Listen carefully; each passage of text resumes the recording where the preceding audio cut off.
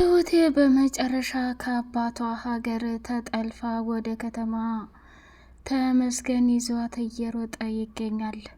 አባባም ደግሞ ለማስታረቅ ሲሄድ በፍጹም የትሁት አባት ሊቀበላቸውም ሆነ ምን ሊላቸውም አልፈለገም ነበረ። አባባ ደግሞ በጣም ስለተናደደ ማድረግ ያለበት ነገር ቢኖር ትሁቴን እንግዲህ ከዛ ከገጠር አውጥቼ በደስታ እንድትኖርልኝ እፈልጋለሁ። ምንም ቢሆን ትሁቴን ማንም እንዲጫወትባትም አልፈልግም። ተመስገን ዛሬውኑ ትሁት ወዳለችበት ሀገር ወይንም ሀገርህ ይዘኸኝ እንድትሄድ እፈልጋለሁ ብሎ ተናገረ። ተመስገንም አባዬ በደስታ ነው፣ ምንም ነገር አታስብ፣ አንተ እኮ ከሚባለው በላይ እጅግ በሚገርምና በሚደንቅ ሁኔታ እኔና ትሁቴ አንድ ላይ እንድንሆን ዋጋና መስዋዕትነት እየከፈልክ ነው። ስለዚህ ትሁትን ዛሬውኑ ካለችበት ሀገር ላይ ይዣት ልመጣ ግድ ይለኛል። ማን ነው እንደዚህ እየተጫወተብኝ ያለው? ወይኔ ምንም ቢሆን እኮ የልጄ እናት ናታልና ተመስገን ከአባባ ጋር ተስማማና ጉዟቸውን ወደ ገጠር አደረጉ። ትሁቴ እንግዲህ የገዛ አባቷ ያመጣላት ባል ማግባት እንዳለባት ስለተናገረ ያንን ደግሞ በፍጹም መቋቋም አልችልም። እኔ እኮ አንድና ብቸኛ ሚስቴ አንቺ ነሽ። ስለዚህ ወደሽም ጠላሽም ቀጥለጥ ብለን አሁን መሆን ያለበት ቦታ እኔ ዘንድ መሄድ ትችያለሽ። ትሁቴ ከምንም በላይ አንቺ ብዙ ዋጋና መስዋዕትነት ከፍለሽልኛል። ዛሬ ላይ ላደረግሽልኝ ነገር ደግሞ ካጠገብሹኝ ልረዳሽና ካጠገብሹኝ እንትልልሽ ግድላል። በይ ሰዓቱን አመቻችና ከዚህ ከቤት መውጣት አለብን ብሎ የትሁቴን ኮተቷን አባባ ተሸክሞ ተመስገን ደግሞ ትሁቴን አንጠልጥሎ ጉዟቸውን ቀጠሉ ማለት ነው። የትሁት ወላጅ አባት ከተኛበት ሲነሳ ትሁቴ በደረቀ ሌሊት የልጇ አባት ወይንም የምትወደውና ሽማግሌ እንዲላክ የምትፈልገው ተመስገን ሰተት አድርጎ ይዟት ሂዷል። በጣም ተናደደ። ወይኔ እንዲህ መደፈሬ፣ ድሮም የሴት መጨረሻው ይሄ ነው እያለ የትሁቴ አባት ከሚባለው በላይ ተናዶ ብዙ ነገሮችን መናገር ጀመረ። ተመስገን እጅግ በጣም በሚገርምና በሚደንቅ ሁኔታ ካሁን በኋላ በእንደዚህ አይነት መልኩ በፍጹም ልቀጥል አልችልም። እኔ እኮ የልጄ ሚስት ናት፣ ማንም እየተነሳ እንዲጫወትብኝ አልፈልግም። አይደለም አሁን ወዳኝና ፍቅራ ይቀርቶ ድሮም ሳታፈቅረኝና ሳትወደኝ እኔን ተከትላ ጣልፊያት እጃለሁ። አባዬ ሁሉም ነገር እዚህ ጋ ይበቃል። ራሷ ሳትፈልግ ቤተሰብ እንዴት ሊደራት ይፈልጋል ብሎ ቀወጠው። ተመስገን ልጃቸውን መርቀው ቢሰጡ አይሻልም እንዴ? ምንድነው እንደዚህ የሚያደርግህ? ምንም ቢፈጠር ምንም እኮ ነገሮችን በሂደት እንጂ በማይሆን ነገር ማድረግ የለብንም ብሎ ተናገረ። ሰላም ሰላም፣ ውድ የተከበራችሁ የተወደዳችሁ የደሴው አርግብ ቤተሰቦች፣ እጅግ በጣም ተወዳጁና በጉጉት የምንጠብቀው ትሁት ድራማ እንደቀጠለ ይገኛል። ቻናሉን ላይክ፣ ሰብስክራይብ እያደረጋችሁ ለምታበረታቱኝ አመሰግናለሁ፣ ክበሩልኝ። እጅግ በጣም በሚገርምና በሚደንቅ ሁኔታ ትልቅ ነገር ተፈጠረ። እሱም ምንድነው ከሚባለው በላይ ትሁቴ እንግዲህ እጅጉን እየመረራትም ቢሆን ላደረገችው ዋጋና መስዋዕትነት በሙሉ መክፈል እየጀመረች ሳለ እንግዲህ ወደደችውም ጠላችውም በፈለገችው መንገድ እና ሁኔታ እያንዳንዱ የተፈጠረውን ነገር ለመቋቋም አቅም ቢያንሳትም ገጠር ላይ እንግዲህ ከአባቷ ጋር ከባድና አደገኛ ጦርነትን ከፍታ ነበር። አባቷ ደግሞ በፍጹም የሚሰማና የሚረዳም አልነበረም። ይባስ ብሎ በአንቺ ምርጫ ሳይሆን በእኔ ምርጫ ሁሉም ነገር ይስተካከላል፣ ትሁት ከምትዩና ከምልሽ በላይ ተፈታትነሽኛል። እኔ እኮ እንደዚህ አልነበረም ያሳደግኩሽ እያለ ጭራሽ መናገር ጀመረ። አባዬ ከዚህ በላይ ምንም ልልህ አልችልም። እኔ የምፈልገውና ትልቁ ነገር ሰላሜንና ደስታዬን ነው። ሰላሜንና ደስታዬን እንድሰጠኝ እፈልጋለሁ።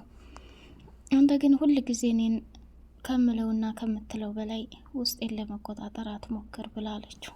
እንዴት ውቴ ጭራሽ እኔን አባትሽን እየተቆጣሽ ነው? እኔ ያመጣውልሽን ባል ማግባት አለብሽ። ያ ካልሆነ ግን ከባድና አደገኛ ችግር ውስጥ እንደምትገቢ ወቂ። እግርግርሽን ሰብሬ ነው እሱ ቤት ማስቀምጥሽ ብሎ ሲላት፣ የፈለግከው ማድረግ ትችላለህ። ከዚህ በላይ ምንም ልቆጣጠርም ሆነ ራሴን ልገድበው የምችለው አንድም ነገር የለም። በዛ እኮ ነገሮቹ ከአቅም በላይ ሲሆኑ ሁሌ አንድ አይነትና ሁሌ ተመሳሳይ ነገር ሲሆን ራስን ለመቆጣጠር ይከብዳል። ቆይ ምን እየሆንክ ነው? አባዬ እኔ እኮ አባቴ አለ ብዬ እርፍ ብዬ ወግ ማድረግ ላሳየህ ነበር የመጣሁት። አንተ ግን ያን ነገር አልፈለግከው። ይሄ ደግሞ ከባድና አደገኛ ተጽዕኖ ነው ብሎ ተናገረ ማለት ነው። እሱም በጣም አዘንና እጅግ በጣም ከሚባለው በላይ ውስጡን በጣም ተረብሾ ስለነበረ እንግዲህ የትሁት አባት ብዙ ነገሮችን እያደረሰባት ይገኛሉ። እውነት ለመናገር እህቷም ደግሞ እህቴ እባክሽ አንዳንድ ነገር ስታደርጊ ለእኔም እያሰብሽልኝ፣ እኔስ ቤት የተቀመጥኩት አባዬም ብዬ ነው። ብታይ የማልፈልጋቸውን ወንድ ልጋጋም ሁላ እያመጣ ታላገባሽ እያለ ይኸው እያስጨናነቀኝ ነው። እስካሁን ድረስ ጦርነት እየከፈትኩ ትምህርቴን እንኳን እንዳልጨረሱኝ የተቀመጥኩት ለአባዬ ስል ነው። እንዴ ቆይ አባዬ ምን ያክል ይህን ያክል የክፋት ጉዲ ተሸክሞ እንዴት ቻልሹ ብላለቻት። የወላድ መካን እንዳላረገው ብዬ ነው እንጂ አባዬ የሚያደርገው ነገር ቀላል እንዳልሆነ አውቃለሁ። ትሁቴ አንቺ ያልገባሽ ብዙ ነገር አለ። እኔ ከዚህ በኋላ ውስጤንም መረበሽም ሆነ ማስረበሽም አልፈልግም። ለምን ብትይ እያንዳንዱ የተፈጠረውና የሆነው ነገር ዛሬ ላይ ከምትዩና ከምታስቢው በላይ ብዙ ዋጋ ያስከፍለኛል አለቻት። እንግዲህ የትሁት እህትም በስቃይ ውስጥ እንዳለች ወይ ካልሆነ ለምን ወደ ከተማ ይዤሽ አልሄድም እያለቻት ነበር ማለት ነው። እድል ቤተሰቦቿን ለማግኘት ደፋ ቀና እያለች ትገኛለች። ድሮ ያደጉበት አካባቢና ሰፈር ላይ ሄዳ እንግዲህ የአባባን ሚስት ለትሁቴ ያገናኛት ሰውዬ ስለ እድል ቤተሰቦች እሱ የሚያውቀው ነገር ስላለ መናገር ሳይፈልግ ዝም ብሏታል። የአባባ ሚስትም ደግሞ ለእድል ተናግራ የማታውቀውን ሚስጥር በሙሉ በሆዷ እፍና አድርጋ ራሷን መቆጣጠር አቅቷት፣ በቃ የኔ መጨረሻ ይሄ ነው ማለት ነው። በጣም ነው ማሳዝነው። በቃ ታሁን በኋላ ከሚባለው በላይ መከራና ስቃይን እያየሁ ልኖር ነው እያለች ራሷን በጸጸት እያቃጠለ ትገኛለች ማለት ነው። መጨረሻ ላይ የአባባ ሚስት በጣም ተጨንቃና ውስጧ ስሜቷ ልክ እንዳልሆነ ሲያውቀው፣ እኔ ምልሽ የኔ ዓለም ምን ሆነሻል? የተፈጠረ ነገር ካለ ለምን አትነግሪኝም ብሎ አላት። አረ ምንም የተፈጠረ ነገር የለም አባዬ አለ ተመስገን። እኔ እንግዲህ ለትሁት እደውልላታለሁ ያለውን ነገር እናወራለን ብሎ ሲለው፣ አውሮ ይኔልሽ ግን የሚያጠነካክርን ሀሳብ ነው እንጂ መስጠት ያለብህ ልክ ያልሆነ ነገር መናገር የለብህም። ከትሁት አባት ጋር ተጣላ ማለት ትሁትን አታገኛትም ማለት ነው። ያ ደግሞ ልክ አይደለም። ስለዚህ ሁሉንም በተረጋጋ መንፈስ መጨረስ አለብህ ብለዋል። ናቲ ወሬውን አልሰማም ነበርና የአባባ ሚስት እንግዲህ ስታቀም ሰው ትሁቴ ገጠር ቤተሰቦቿ ባል አምጥተው ሊድሯት ነው ስትለው በጣም አበደና ጨለለና እድልን አገኛት። አንቺ ከይሲ ይህን ያደረገው ያ ተመስገን ነው። በመርዝ ገለሽ ድፊል ብልሽ አንቺ ግን አልፈልግም ብለሽ ይኸው በእኔ ላይ ተጫወተ እያለ አላት። እባክህ አትጃጃል። እኔ ካሁን በኋላ የማንንም የሰው ነፍስ ልገድልም ሆነ እንትልል አልፈልግም። ምክንያቱም በእንደዚህ አይነት ነገር ሁላችንም ልናልፍበት እንችላለን። ግን እመነኝ እድሜ ልኬን ተመስገንን እንትን ብዬ መሰቃየት አልፈልግም አለችው። እኔ እኮ ላንቺ ብዬ ነው ተመስገን እንዲያፈቅርሽና እንዲወድሽ ጥረት እያደረግኩልሽ ነው። አንቺም እንደምትወጂውና እንደምታፈቅሪው አውቃለሁ። አልፈልግም፣ ትቼዋለሁ። ተመስገን የትሁት ነው፣ የልጇ አባት ነው። ስለዚህ እንደፈለጉ ይሆኑ። እዛ ውድድር ላይ ገብታችኋል። ካሸነፍክም ትሁት ያንተ ትሆናለች፣ ተመስገንም ደግሞ የራሱ የሆነ ህይወት ይጀምር ይሆናል ብላ ስትለው፣ እንዴት ነው የጠገብሽው? እኔ ባለፈው ለተመስገን ይሄን ነገር ካላደረግሽ እናትሽን እንደምደፋልሽ ነግሬሽ ነበር አላት። የፈለግከው ማድረግ ትችላለህ ናቲ፣ ከዚህ በላይ ራሴን ልቆጣጠርና ራሴን አደጋ ውስጥ ልዶል አልፈልግም አለችው። ተናደደችና ወደ ቤት ስትሄድ አባባና ማማ ቁጭ ብለው እያወሩ ሳለ የሚያወሩት ደግሞ ስለ እድል ነበር። በር ላይ ተለጥፋ ሁሉንም ተሰማች በኋላ እድል ራሷን መቆጣጠር አቃታት። የእድል አክስት እዛ ገጠር እንዳለሁ መጣ እድል የነሱ ቤተሰብ እንደሆነች አውቃ ብትለይ ብትሰራኝ እድሌን አሳልፌ መስጠት ስለማልፈልግ እንደዛ ብዬ ነበር እያለች ስትናገር፣ ወይኔ ጉዴ የባሳለው ሀገርህን አትልቀቅ። ምን አይነት ጉድና ችግር ውስጥ ነው የገባሁት? እንዴት እንደዚህ ሊሆን ይችላል? ምንስ ቢፈጠር ምንስ? እያንዳንዱ የሆነውን ነገር አምኖ ለመቀበል ከሚባለው በላይ ችግሮቹ እጅግ ዋጋ ያስከፍሉኛል። አሁን ላይ ግን ሁሉንም ነገር መቋቋም ሲያቅተኝ የመጨረሻ ጣፈንታይ መሆን ያለበት ወደ አባዬ ቤት ተመልሼ ነው ብላ ትሁት እንትናለች። እድል እንግዲህ ትሁት ወደ ገጠር ከሄደች በኋላ ስሜቷም ልክ አይደለም። ፍላጎቷ ቤተሰቦቿን ማግኘት ነው እና ተመስገንን ተሞ እባክህ እንድረዳኝ እፈልጋለሁ። ገጠር ያለው አባባ ምናልባት ላንተ ሊነግርህ ይችላል።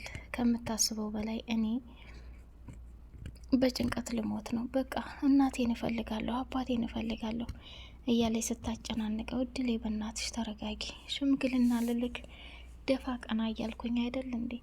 ስለዚህ በዚህ ሰዓት ሌላ ተጨማሪ ስራ ቢዚ ማድረጉ ምን አስፈለገህ ብሎ አላት። ወደ ትሁቴ ጋር ደወለና ትሁቴ እንግዲህ በጣም በሚገርም ሁኔታ ተመስገንን ተሙዬ እያለች ማውራት ጀመረች። ተሙዬ ሁሉም ነገር ከብዶኛል፣ ከአቅሜ በላይ ሆኗል። አባቴ ያደረገውን ነገር ሰምተሃል አለችው። አዎ ሰምቻለሁ፣ አባዬ ነግሮኛል።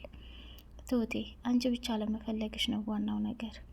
አንቺ ካልፈለግሽ አባትሽ እኔን ይቅር ብለውኛል። መጥቼ የልጄን ሚስት መጠቅለል እፈልጋለሁ ብዬ ሽማግሎቹን እልካለሁ። የዛኔ አባትሽ በክብር ሽማግሎቹን እንደሚቀበሉ እመኒኝ ብሎ አላት። ሀይ አሁንም ቀልድ ላይ ነው አይደለ ብላ ሳቃለች።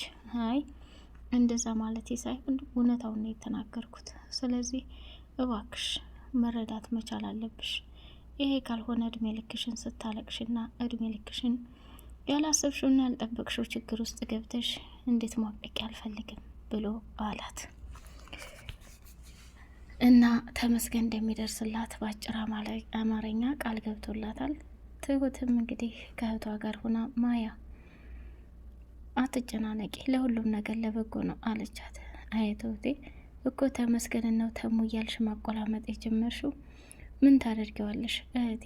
ብታዩ እኮ ተቀይሯል፣ ጨዋ ነው። በዛ ላይ ደግሞ የሰው ልጅ ይሳሳታል። ዋናው ነገር ከስህተቱ መመለሱ ነው። አይደለም እኔን ቤተሰቦችን ብዙ ነገር አድርጎብኛል። አሁን ግን በፍጹም እኔን የሚጎዳ አቅም የለውም ብላ አለች። እንግዲህ አንቺ ነሽ የፈለግሽው። አሁን ላይ አባቴን ግን ቀስ ብለሽ ብታስረጅውና እየሆነ ያለውን ነገር በእርጋታ ብታረጉት መልካም ነው። ትሁት አባዬ ሲናደድ ምን ላይ ችግር እንደሚወርቅ አንቺ አታውቂም። ስለዚህ ለሁሉም ነገር ትዕግስት እንደሚያስፈልግ መረዳት አለብሽ ብላለቻት።